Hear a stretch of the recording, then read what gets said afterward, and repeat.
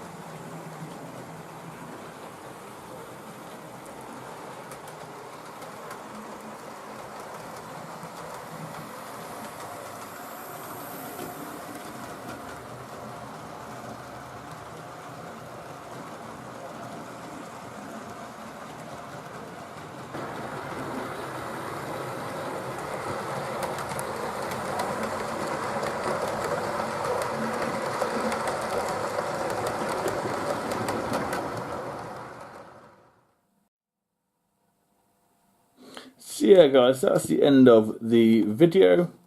The 3 locos we had, well, 4 locos we had running was this streamlined King Henry VII, I believe that is.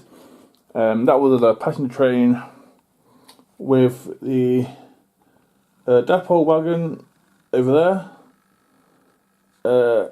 We also had the 2 WDs that were in a weathered BR and Longmore Military Railway one, just there.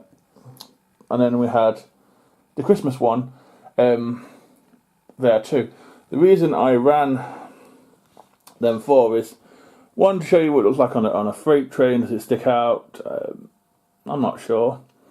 Christmas one was a Sheffield Railways. Makes sense to have it in a Christmas one if you want to do that. And then obviously, I've seen a few people run like vent vans at the back of expresses and milk wagons too. So I thought I'd try, an express, trying to get delivery down from Sheffield to wherever you were back in the 40s, maybe. Railway was quite big back then. Just through 3 scenarios, use your imagination, but basically. Would I recommend it over the Graham Farish one? Possibly, because Graham Farish is getting quite hard to find, I believe. I've only got 2 Bass ones. So yeah, it's all up to you. You can weather them, make them better. Possibly, if you were daring enough, you could probably put the Hornby sound chip in there and have the birds and the bees and the dogs. Not a bad idea, but I'm not into that sort of stuff. So yeah, let me know which in the poll which train was your best. Was it the WD, the Christmas one, or this one, which one did it look better with? And until next time, guys, it's goodbye from these beauties, and it's goodbye from me. Bye.